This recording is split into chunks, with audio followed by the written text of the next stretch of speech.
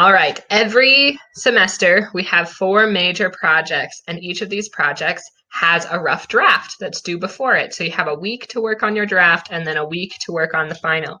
Um, so we are starting our first rough draft, and it is for a set of icons. Now, you have instructions here in Canvas. You can see them on my screen, and they're kind of long, and you might be tempted to just kind of like blah, blah, blah, blah, not really read it. I really recommend that you pay special attention to the directions. There are lots of instructions because it is kind of a complicated project. So you'll go right through this. I'm going to point out some specific things. First, the minimum expectations.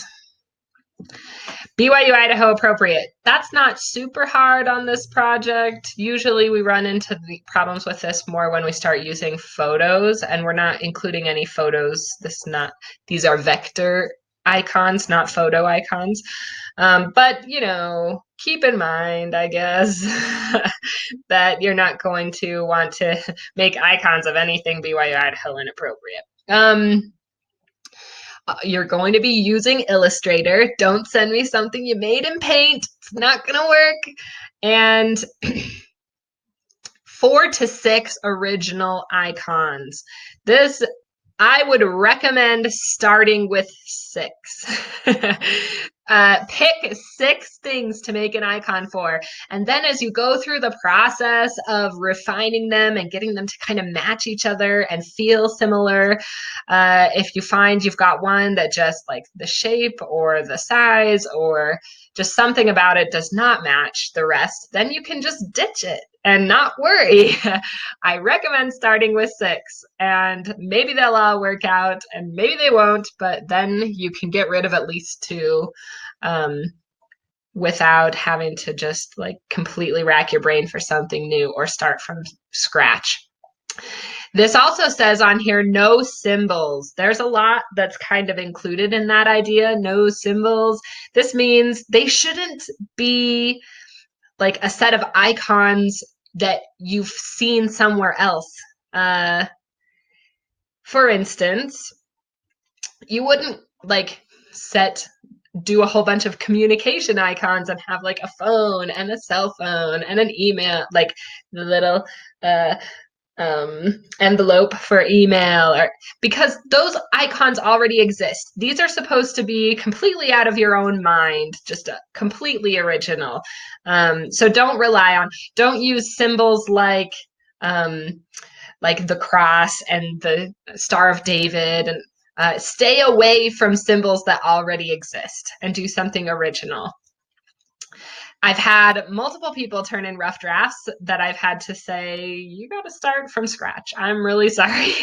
You got to do everything you've done this week over again because you picked symbols that already exist. That doesn't work. Each icon communicates a single message.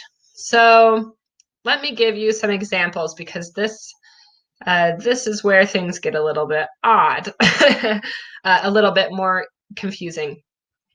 So you're going to pick some sort of theme for your icons. So let's say, for instance, that I decided I wanted to do human organs, like an eyeball and a heart and who knows what else. Just pick a whole bunch of organs. The stomach, maybe intestines would be cool, brain would be cool. Say I'm picking human organs and I'm going to make an icon to represent 6 different human organs. There are a lot of different directions I could take these, and I get to pick what direction, what message I'm sending, what audience I want to speak to. That's all totally up to me. So I could decide, I want this to be kind of informational and exciting and fun and kids could like accessible for children.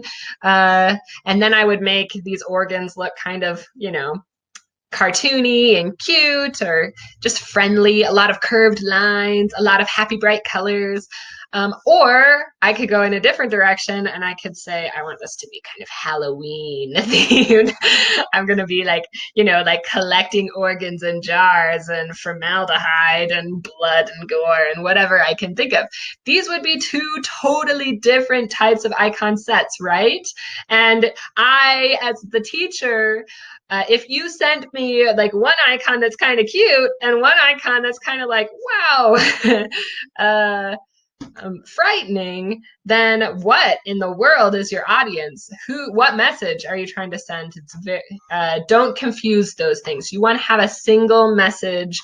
Your colors, your shapes, they should all support that message that you're trying to bring across. They should inform your decisions as you go about your design. And the final thing, no text, so no letters, no numbers, no gradients and drop shadows. So these should be in flat colors. You're gonna the fills you choose should be flat colors.